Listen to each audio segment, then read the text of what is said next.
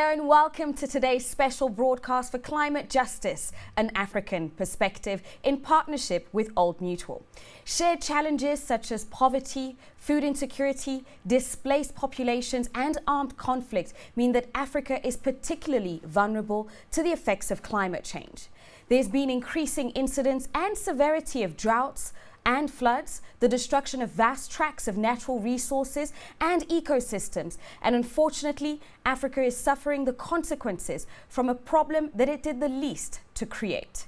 As COP27 concluded, the question on everyone's mind is if the global climate agenda can finally shift to consider the continent's needs. Our panel of experts will address this question and its related climate issues. Let us meet our panel.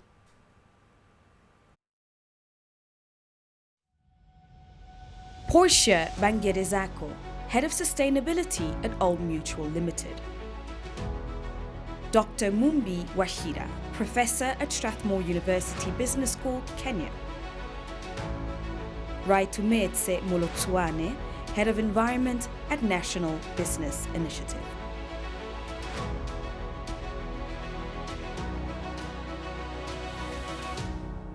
A big welcome to our panel of experts and to you, our audience. So as we dive into this important conversation on climate change and particularly looking at climate justice from an African perspective, I want to start off by reflecting back on COP27 that just concluded, just a while ago. Starting with you, Dr. Mumbi. I mean, COP27, what was actually achieved from your perspective versus what we expected? Thank you so much, Tanya, and thank you for inviting me to give my views here. I think the first thing that we wanted to affirm, and I'm happy to hear what the rest of us think, is to agree on the warming level target remaining at well below 2 degrees Celsius, ideally 1.5 degrees.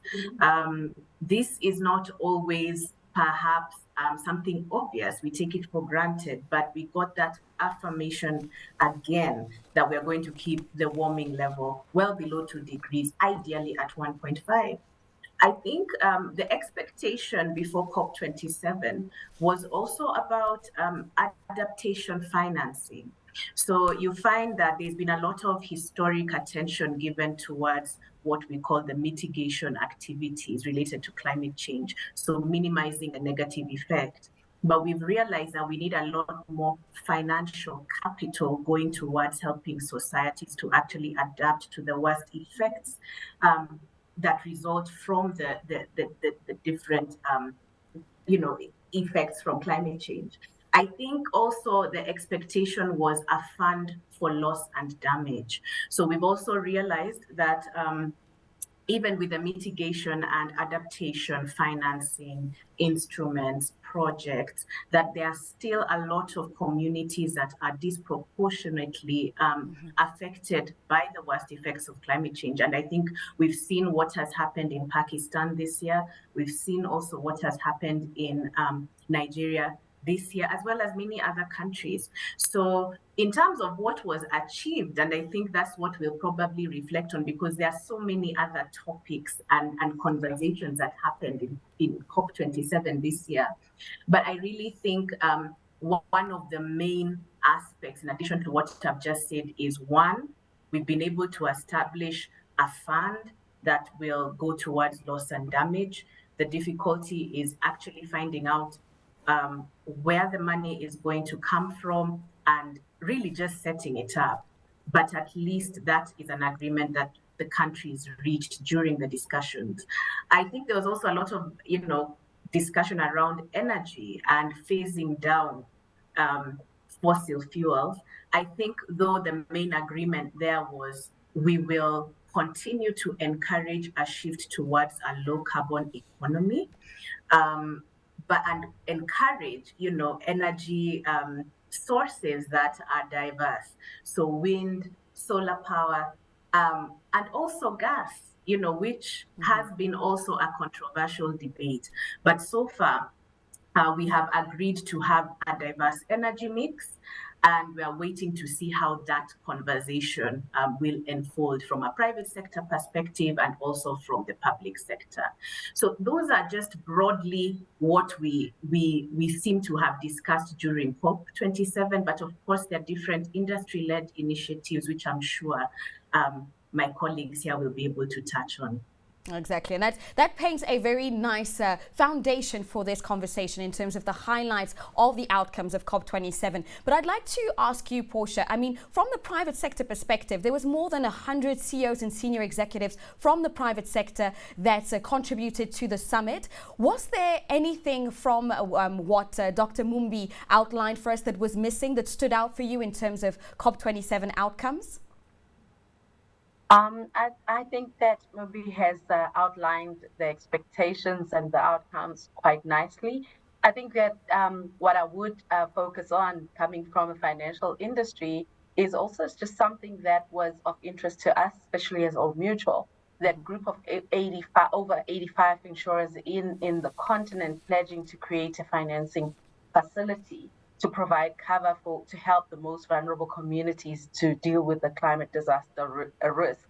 So developments such as these that were discussed at COP, that were surfaced at the COP, is something that is of interest and that we'll be paying attention to and obviously following up on. Because while we understand that the multilateral discussions such as these take time, the fact is that we are seeing the effects of climate change and we are feeling them in the markets, and therefore we need to start acting really fast to make sure that we create resilience in the system in order for us to actually thrive. Absolutely. But yeah, no, COP was an experience and a lot of things that were happening parallel to the negotiations between governments. So there was a lot more business action and collaboration taking place. Absolutely, and there's quite a few of those elements that we're going to be diving into in a lot more detail during the course of this conversation. But just as we outlay the conversation, right, Tumetse, I'd like to bring my attention to you. I mean, this is something that you look at on a daily basis. Was there anything out of COP27 that you felt was actually missing, that wasn't discussed, that wasn't addressed? I mean, I think perhaps it's a bit difficult to put it that way for us this time round, simply because the COP also coincided with the launching of South Africa's Just Energy Transition Investment Plan, which speaks to a lot of work, I think, between both government, business, but also other partners to ramp up ambition in terms of what South Africa will contribute to global efforts, but also then to, I think, really establish a solid foundation for the collaborative action that's needed. And doing so, they've demonstrated in the detailing of what this transition could look like in key sectors up to 2050, which has been quite an important step. So from that perspective, I think I should just highlight the one very, very big positive. And I think the other big positive that we should not underestimate was really bringing in this conversation of just transitions, understanding that there are implications for developing countries in particular when such transitions are taking place, and some of the economic transformation that's required. It's very important to be able to consider all of those aspects and really to elevate and profile them as key considerations in how we chart our transformation, I think, at a global level. So those are the two things from a positive perspective that I would like to highlight. I do think it's also important to acknowledge that this was more of a technical COP, with countries having submitted their increased ambitions and goals in the previous COP.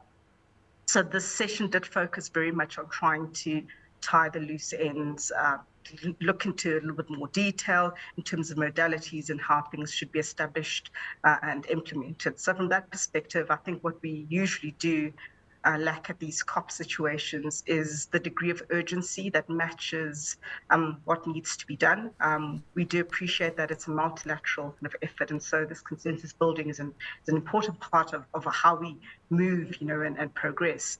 but there's so much urgency that's required, both in terms of focusing a little bit more on adaptation and resilience. This is something that is particularly key for the continent, and looking at the modalities of how that is funded and really capacitated in those most vulnerable states. So that is the one thing that I do think should have been highlighted a little bit more, is this focus on adaptation and resilience, and really bringing it to the same level of focus that we've given the mitigation conversation and how economies decarbonize. It's really something that is critical for the continent as a whole.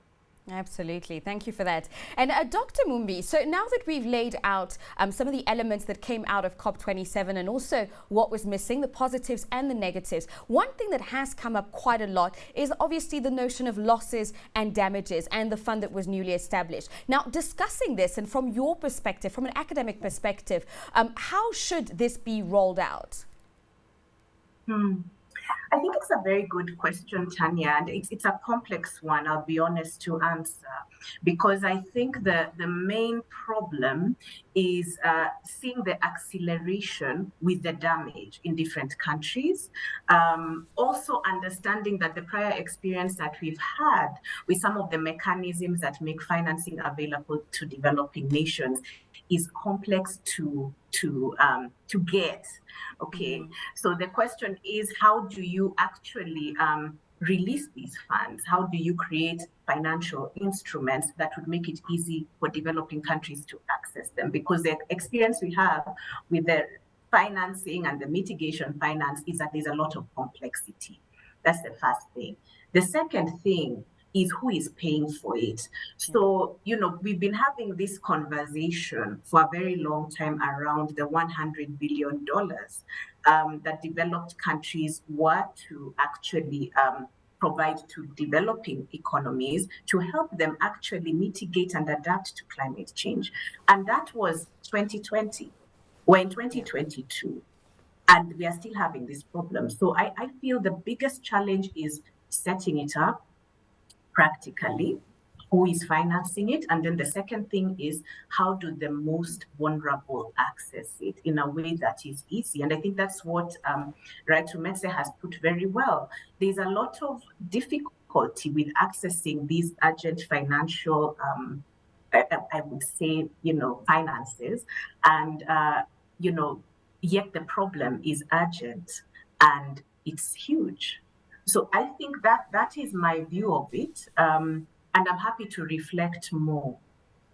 Yeah, and I'll come back to you in just a moment. I'd like to go to Ratumetse actually on this, because what has been coming up quite a bit, and in line with Dr. Mumbi, what Dr. Mumbi was saying, is the obsession with mitigation and how in some ways that can ignore the continent's need for adaptation, and particularly adaptation financing, as well as the loss and damage compensation. What are your thoughts on this?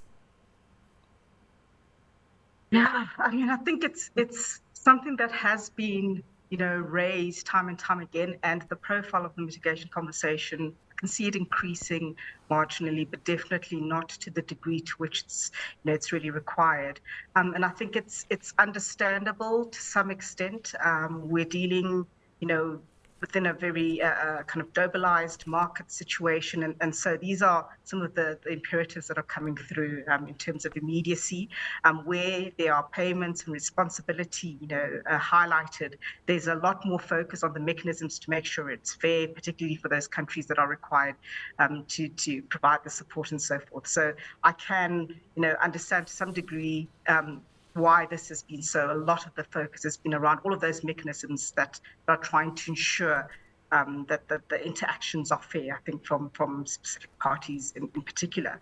But of late, we have seen the increasing impacts of climate change, particularly on the continent, and a greater appreciation of the additional burden it places on already vulnerable populations.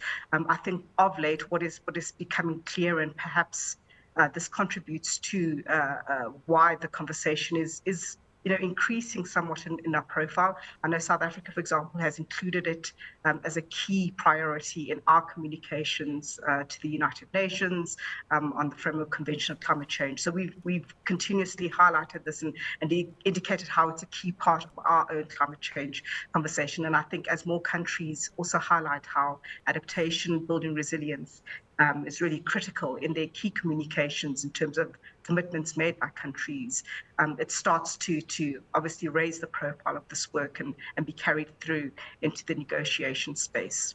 I also think that the economic impacts of climate change are becoming more visible and prevalent, and that does activate more voices to start raising how critical this issue is and how we need to be able to resolve it and put in place very urgent, but also mechanisms that are at the scale that's required to address across key sectors and involving a whole range of actors beyond just government.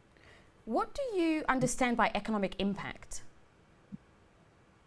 I mean, I take South Africa has had a very recent instance of this. So we've had some catastrophic floods that took place in the northeastern part of the country quite recently, and we're still dealing with the effects months afterwards. So this was, substantial damage to infrastructure from a business perspective, in terms of continuity of business, but also, the number of people who were killed during those floods. I know that there are people who are still dealing right now with water security issues and sanitation. So those are lingering effects, and these are very real in terms of how climate change is playing out across communities, but also into the business space, and of course, putting that additional burden on government to be able to release funds to address some of these key issues with the urgency that's required.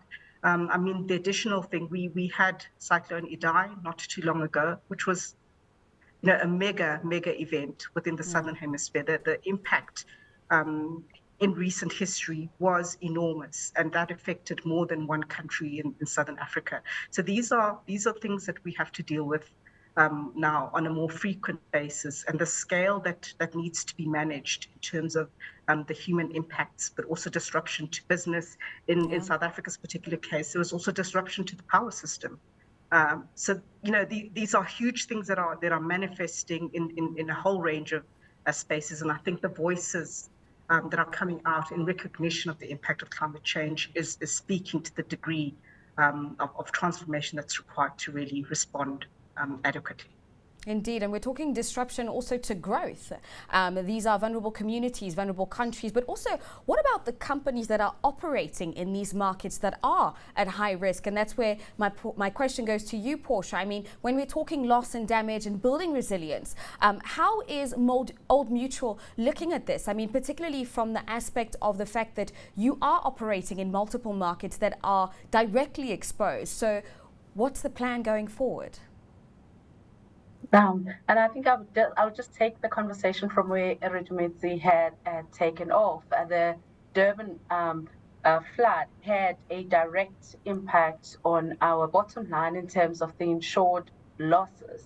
And so what this means is that you constantly have to look at your model. So we've got flood modeling, we've got all of those things, but I think sometimes when the reality strikes, yes, there is some monetary losses, but then the other systemic issues that come through, such as currently, even though the floods happened in the earlier parts of the year, you're still having infrastructural issues or infrastructure that has not been brought back yet. So this means then that as we are looking at new businesses and new projects, and looking at the IPCC reports in pretty much all the markets where we are located, this is something that is bound to happen. This is a risk that needs to be very much in the center of our minds. So we need to now start thinking actively, or are starting actively thinking of how do we de-risk our business, or how do we ensure that, and that's why this discussion around adaptation finance is very important, because once you know that there is funding that is in the pipeline, it helps with de-risking. No insurance company wants to find itself carrying the can for all the damages, and that is why it's going to be an important thing going forward that all the partners and all the actors, state actors, non-state actors, we work together, because I mean, there was a very poignant, a caption in one of the, I think it was the Pakistan stand in at the COP, where it said, what happens in Pakistan doesn't stay in Pakistan. There are a lot of other social risks that are attached to this. You will find people having to move because they have nowhere to stay, and all of these things. So I think it's quite important that our governments and all academia, everybody that is involved, really takes this as a serious issue, because it actually threatens our existence. It's an existential situation.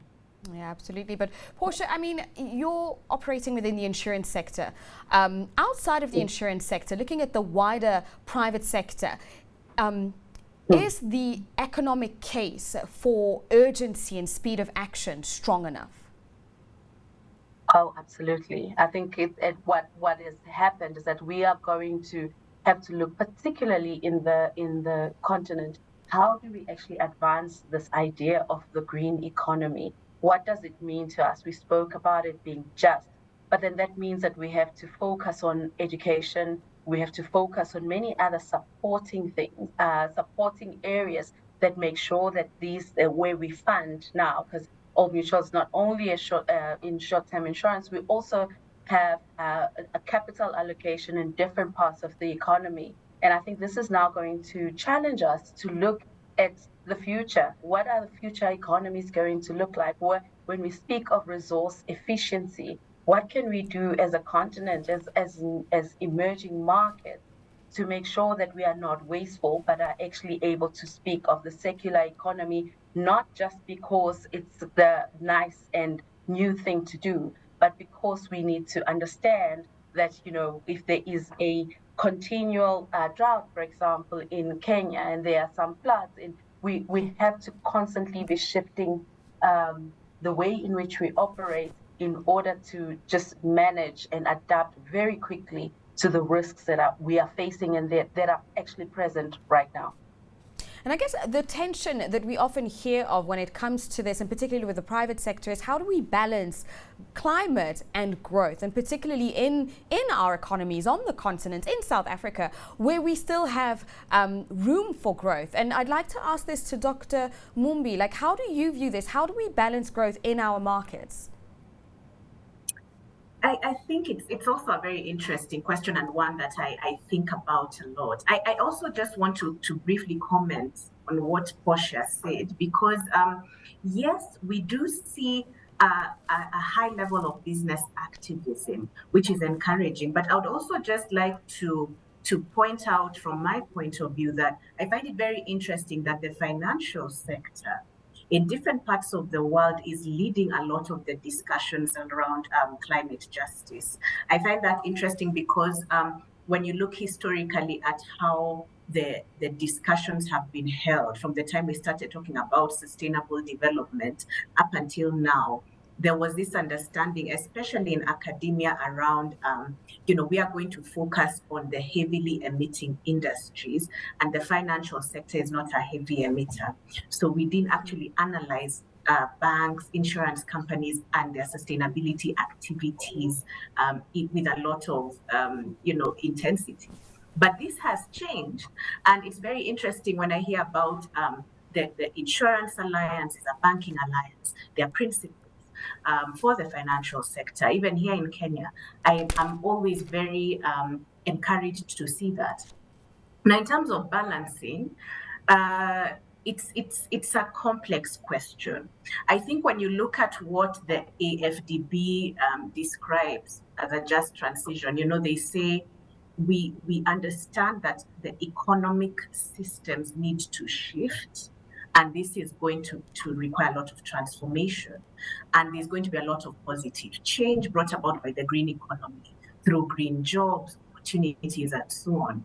But there's also a negative impact, which is that people lose jobs, or they need to be, reskilled again. And this, again, means there are winners and losers. This is really the question, and it needs not just government, not just civil society, but different actors, including business, really thinking about how do we balance these trade-offs. So the truth is, and this is from purely an academic perspective and teaching this very theoretically in development finance classes, there is a trade-off. There is a trade-off between economic growth, if I'm to talk about it that way, and development the way we understand it as purely economic development. The key is how do we then balance so that we help, especially now in our context, that we do uplift our people as we need to, but at the same time that we are cognizant of these immense challenges and working innovatively to address them. I'd also just like to say, there are 2 points of view when it comes to that. Yeah, there's a view we call tech optimism, which is that perhaps technology will improve or grow so fast that actually we may not have to worry about these tensions.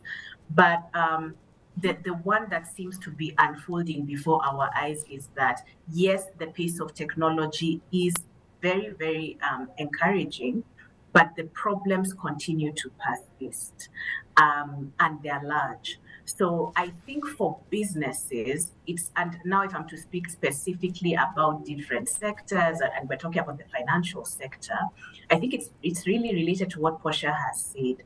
Understanding that climate risk is a business risk, it is in your interest to actually find a way to start addressing this innovatively and perhaps working with a range of actors for a better outcome. But this is complex, and really we need a range of mechanisms, approaches, people really trying to provide a way for businesses to do this in a way that will not detrimentally hurt their bottom line. So that's my view. It's difficult to achieve the balance, but we have to keep trying to find ways to do this. Yeah, absolutely. And I like those 2 points of view, very, very at opposite ends. But I'm curious, Raitumitse, what do you think of this? What are your views? We just completed a study on really what it would take for South Africa to transition its economy to net zero by 2050. And I think as a starting point, we acknowledge the degree of exposure of the South African economy to not transitioning. So, I mean, from an economic perspective, purely, looking at it from that end, we noted South Africa is at risk of losing 50% of its export value, up to 1 million, direct jobs, in addition to losing up to 50% of our GDP. This is from not transitioning. And I think if you take that, it's minuscule.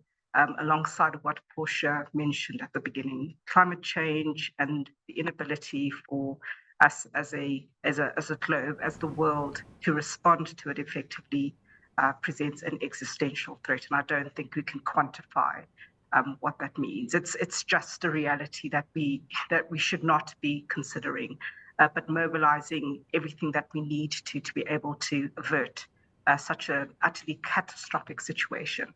So for me, it's less about the fact that there is a trade-off per se, but what is evident is that you need to manage the situation.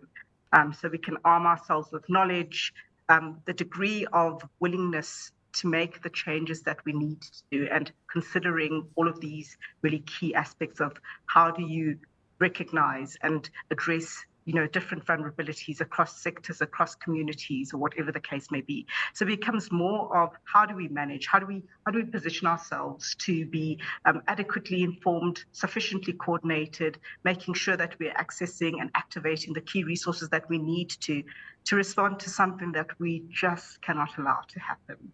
And so that I think that has been our framing standpoint, and then we've already translated it into some of the most immediate economic impacts, and so that really does indicate the degree to which the change must occur.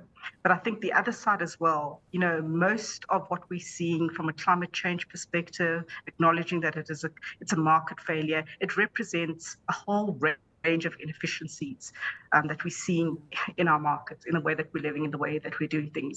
And there is an economic opportunity, there are business opportunities to be realized in responding to inefficiencies.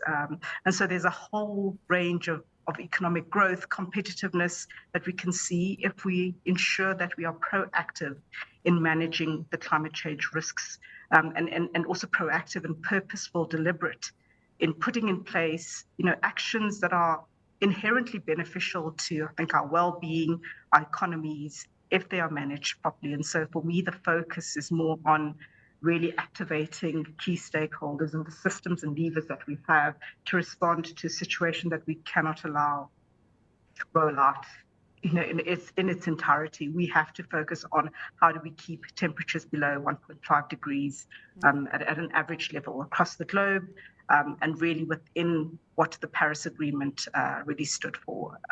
The options and the alternatives are not something that we should be considering with any seriousness. It is in our benefit to manage, take note of what needs to be done, and actively put in place mechanisms, the key stakeholder bases, the collaborations that we need to be able to achieve the transitions across economies, across societies, in a just way.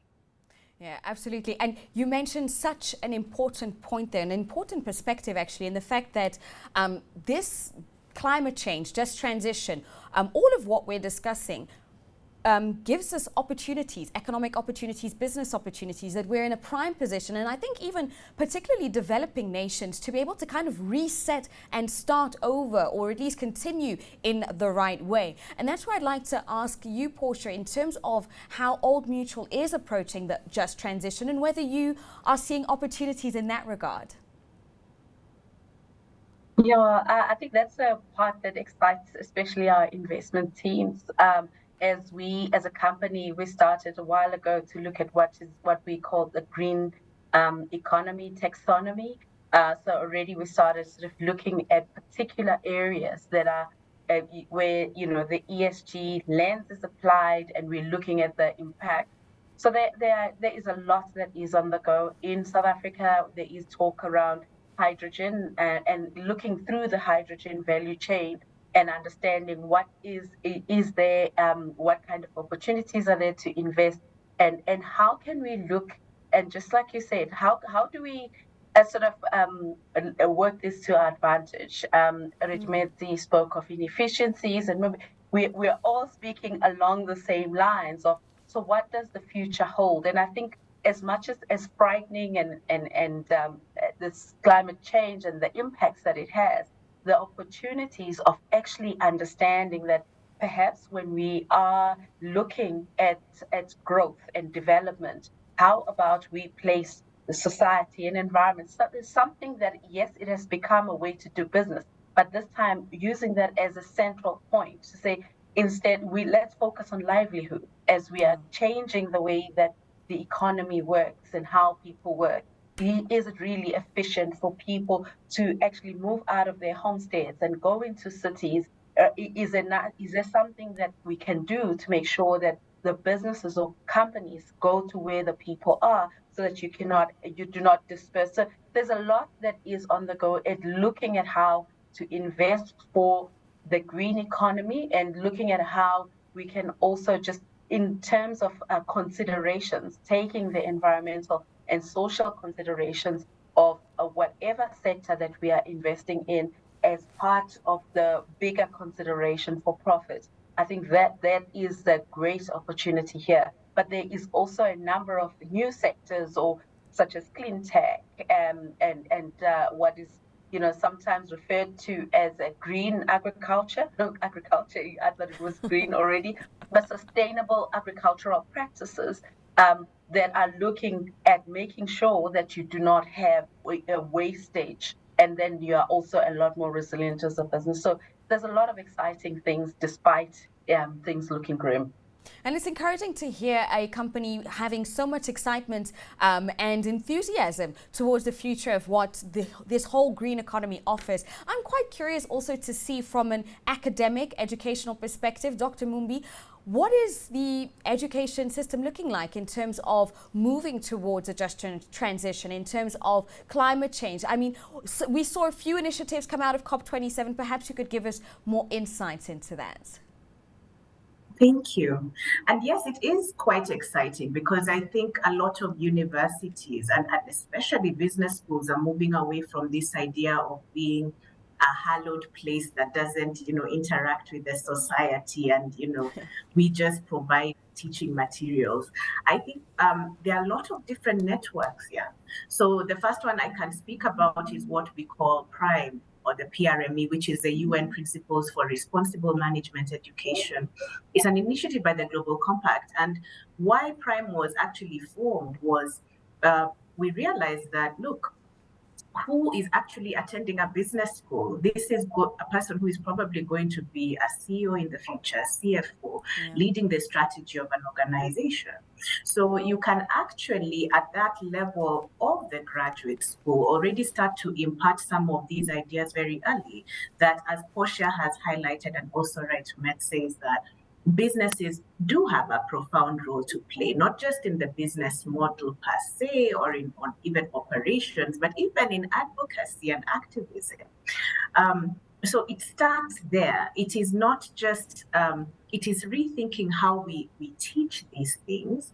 And then there's also another one I've seen a great opportunity in, which is research, because academics are obsessed with publishing papers. But I've also realized, as well as other colleagues around the world, that research should be applied. So what Portia has just said about climate smart agriculture, we are also doing that in our business school through a grant, trying to find out how do communities here that are pastoralists actually engage with climate smart agriculture, because this is their life and they're in very dry regions. Mm-hmm. Finally, and there are many networks. I'd also like to talk about the one that was launched during COP27. This is the Business Schools for Climate Leadership. So last year in COP, there was a similar one launched by European business schools, 8 of them. Some of the schools are Cambridge, HEC Paris, and others. So because these schools are also participating in PRIME, together with other colleagues in the PRIME network in Africa, we thought, why not have a similar initiative, but for Africa, business schools specifically. So this was launched, and the aim is really to think about what kind of work do we want to do with business leaders in Africa. So what are we doing? What can we do to equip them, not just with knowledge and skills, but also solutions, really around now what we are really talking about here. How are you going to, as Right2Met said very well, manage this situation? What kind of models do you need to use? What kind of engagement? Finally, I'll for sure now I'm closing off. I'd also like to say universities in general are places where we should be having dialogue that is, it's a neutral space. So I think that if you are listening to this and you're an academic, perhaps ensure that you provide a space for different actors to have conversations on neutral ground around climate justice. We do this a lot here, and I see a lot of schools doing this. I think that's also a great opportunity. Thank you. Back to you, Tanya.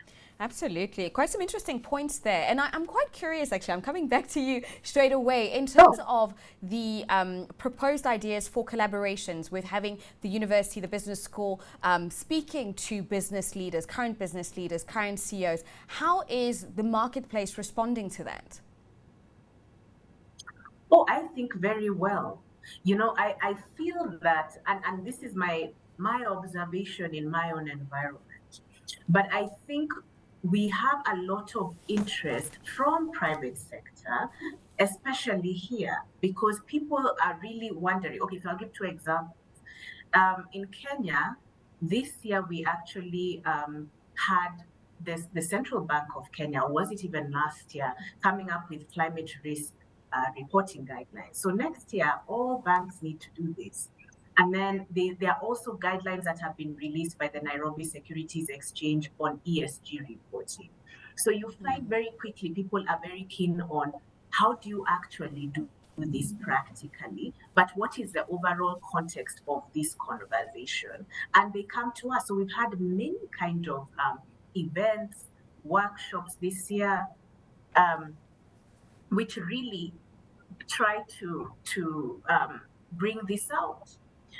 Finally, I think the most recent one I can talk about is we had an SME roundtable, and it's usually set at a presidential level. And this is really to bring SMEs together to discuss their sustainability challenges and solutions, together with a lot of representation from the government. So these are just some ideas of how the reception is from the private sector. Thank you. Thanks for clarifying there. Now, Raitumeta, you started this thread in terms of the opportunities to tap into the inefficiencies that are now being exposed. What are some of the opportunities that haven't been mentioned yet that you would like to point out to us? Well, I mean, I spoke to the work that we did on the Just Transition and Climate Pathways, and that was really looking across all of the sectors.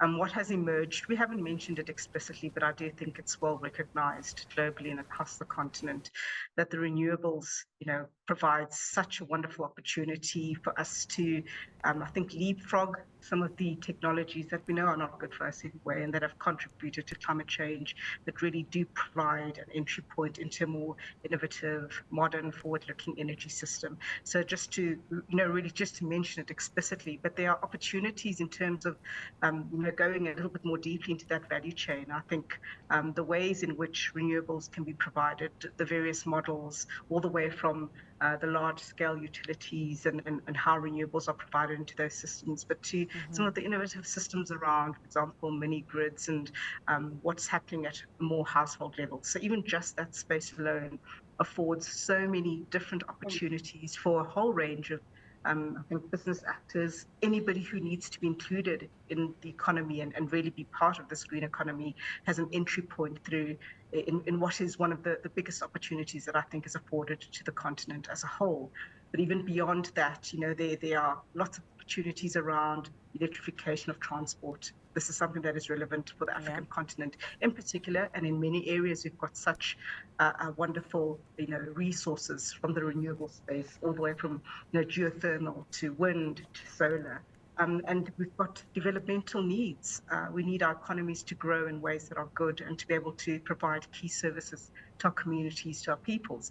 And in those value chains, just in the transport and the renewables, there are so many opportunities that are sitting there, and different entry points from looking at the technology itself, but also a whole range of services that's needed to make sure that those value chains, are well functioning and are really able to reach key customers and clients across the continent.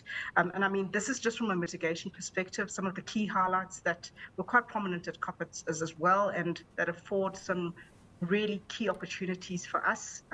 Africa, we know, has much of the minerals component and resources that can support renewables more broadly, but we have other opportunities that are related to green hydrogen as well, which are key strategic and emerging areas of work. And that's just on the mitigation side.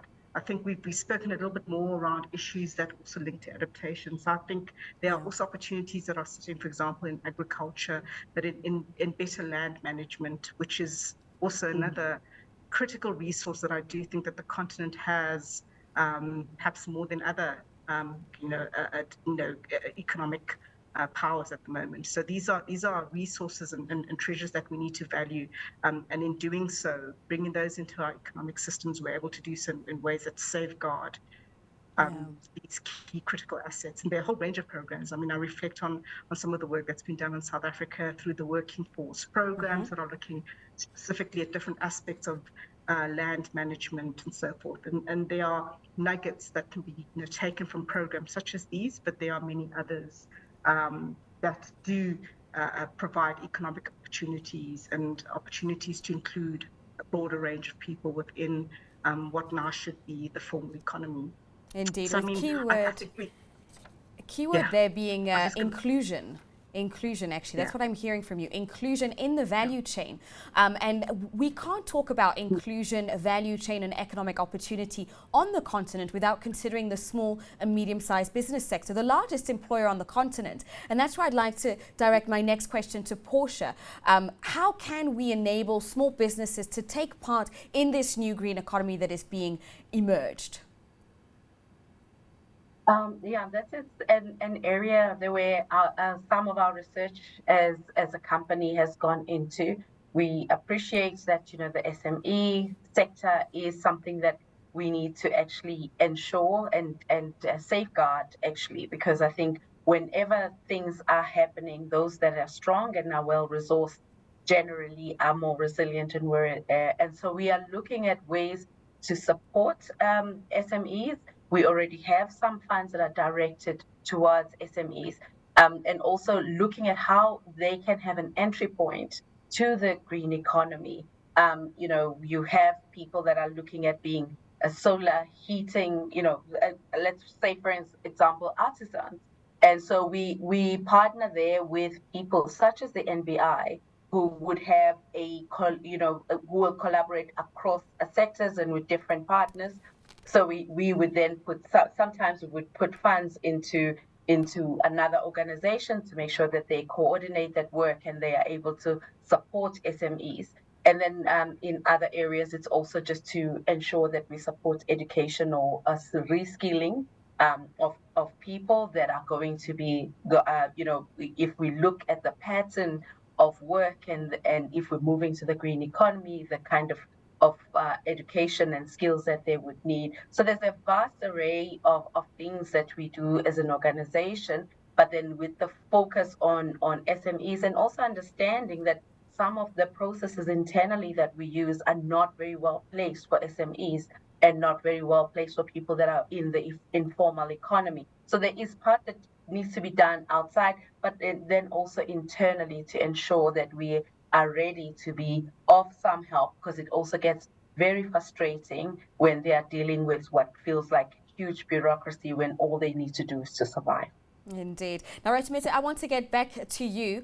So we've outlined a few opportunities, and I know that you had a few more points there, but I'd like to take the next couple of minutes to look ahead, to look at what is next for our continent, what's next for Africa in terms of this just transition. Where do you think the priority should be? So something that I raised initially, which I think is really critical, having completed the COP, this elevation of the just transition consideration into the dialogue, I think has been something that is really critical, that should feed through into a whole range of other mechanisms and dialogues and conversations that are held at that level. I do think that across the continent, we look forward to seeing business being a more active player in understanding some of the risks that are posed by climate change beyond the physical climate risks themselves, but understanding some of the changes that are taking place in the trade space, and being active and deliberate about positioning ourselves as well, particularly where we have huge advantages, I think, to support renewables, but also the size of our markets, the fact that we have very young populations. We do need to reorientate ourselves and recognize the opportunities that are sitting there, and actively put in place the systems and the mechanisms to make sure that we're able to realize those opportunities. And part of that is being very much involved in the conversations and really the national positioning around climate change and how that's mainstreamed into the economy. I also think that businesses are able to be more active in how they're reflecting their own climate change priorities in their business operations and what they're supporting beyond their operations in the trade floor, and how they are communicating and interacting with their own workers, but also suppliers, because many of these businesses have a huge amount of influence in their value chain, how they interact with consumers, and really how they recognize the value of their role within the community. And I think Portia spoke to some of those broader initiatives that go beyond core operations. Indeed. So for me, these are some of the key critical things that business needs to be proactive and deliberate in really positioning, making sure that we're playing an active role, I think, in the policy space, but also living out that key messaging and how we interact with our workers, our communities, and our broader value chains. Thank you. Now that's business, but we also have government, academia, and that's where I'd like to draw my attention to you, Dr. Mumbi. What are your thoughts on the next steps, where the priority should be for business? But I also want to add for government and for universities and business schools, what should we be doing? It's a good question, and I think it really is related to what Right Maxa said, and of course also Portia in the course of this conversation. I think when I'm reflecting on Africa specifically, I know there has been a lot of discussion at the governmental level around, targets set, contributions committed to the 100 billion and other mechanisms. But I think we also now just need to take agency over this problem and start, as we are doing, acting very decisively and together as a region. So I feel as much as we look sometimes outside to understand how are we actually going to mitigate, adapt, and so on, I think we also have a lot to learn from each other. I, for example, find that when I look at the kind of ESG kind of requirements that have developed in South Africa, I feel like we here in Kenya can learn a lot from that, benchmark, gain best practices from those kinds of examples. I think the Africa Continental Free Trade Agreement gives us a framework that can enhance our collaboration and our trade. Recently I had one of our government ministers mentioning that you need, I don't know how many tens of licenses if you want to, export abroad, for example, your produce. And this again, as Portia has said, locks out SMEs. So in terms of now just coming back to what you've said about what are the priority areas, I think they are clear. It really is broadly understanding that climate change is a very complex problem to deal with. We do know the solution, and it is around mitigation, adaptation, building resilience of economies, of regions. We understand that very clearly. I think the thing is now to just act decisively and to continue with the projects in place and to create new initiatives, which, by the way, could either be private sector-led, some can be championed by academia in collaboration with other institutions across the region. And we're already seeing that. So I think it is just increasing, as we said at the beginning, the urgency of the steps that need to be taken. And we know, actually, I feel like we know what needs to be done. We just need to do it and realize, for lack of, a better way to phrase it, that we are the heroes we've been waiting for. So that's what I would say very broadly. I love that. Thank you, Dr. Mumbi. We are the heroes that we've been waiting for. Now, Portia, then, if we wrap up, where we know what needs to be done, but then how do we do it?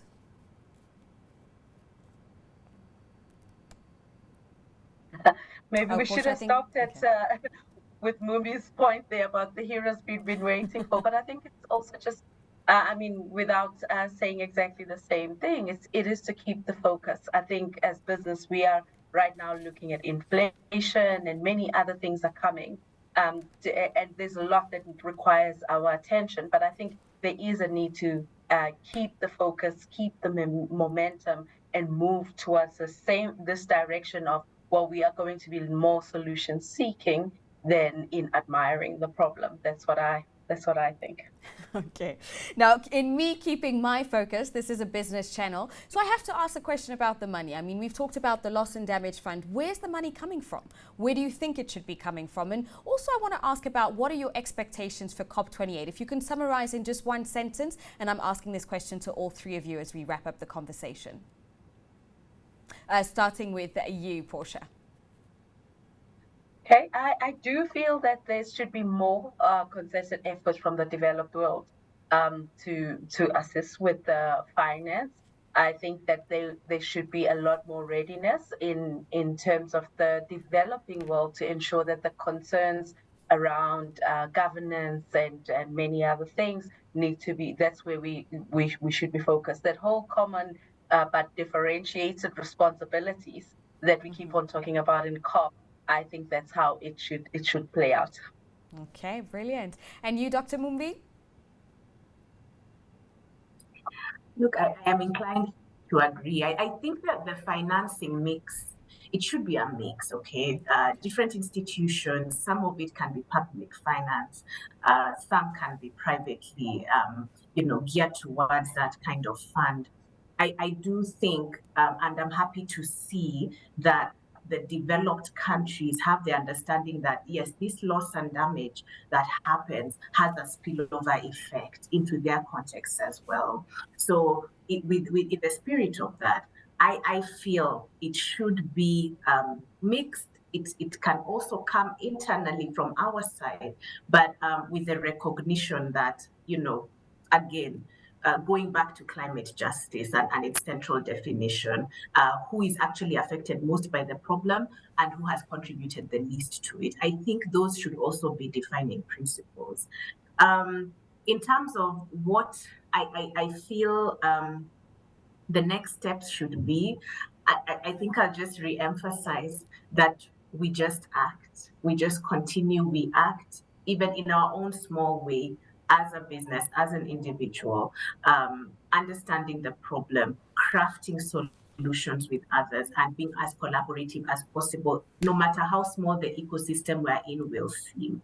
And you'll be surprised at some of the impacts that one can have. Indeed. So I would leave there. Indeed. And over to you, Retimitso. So I think I would add to the finance discussion, but perhaps just to be a bit more specific, I think there needs to be a lot more discussion around the makeup of the funding that we're seeing coming through, in terms of things like grants versus loans or concessional loans, etc. And it should be reflective of this responsibility around climate change and the massive impact it's having on what are vulnerable communities and often those that are, least to blame for it. So I think this is a critical part of the conversation that's not as addressed as it should be. The second thing, when we spoke about it briefly, was around access and the kind of the onerous processes and systems that are often part of accessing finance, and these often lock out, a whole range of actors who need to be able to access this degree of support. And then the third thing that I would add is around technical support. So even in the finance conversation, I think we should acknowledge, we see it in the South African system, we think that, for our transition, a fair amount of this can come from commercial financing. It speaks, partially to what I said about the type of funding so that we can unlock what we have, at the right points. But the second part of it being able to build up the types of pipelines, the scale of the pipelines, the quality of pipelines that we need to attract the finance. And I think this is an area that's often been missing. If we can shore up our pipelines and demonstrate, the degree of investment that is required, but also the opportunities that are sitting in that space, I think it'll be easier to attract the investment, or at least leave very little room for people to say that, the pipelines were not there. So this is a critical part. And I think in terms of the upcoming COPs, the two key things are going to be around adaptation and resilience, and the second component being around loss and damage. So we need concrete measures, these two key issues. Indeed. So this is how we wrap up this interesting conversation. From here until COP28, what are we doing? We're focusing, we're acting, everyone's playing their part. We're creating pipelines and unlocking value so that we can attract more funding. This was Climate Justice, an African Perspective. A thank you to our panelists for their insightful conversations. And this is how we wrap up. Thank you also to you. We hope to see you all soon to continue the important conversation. But until then, it's goodbye for now.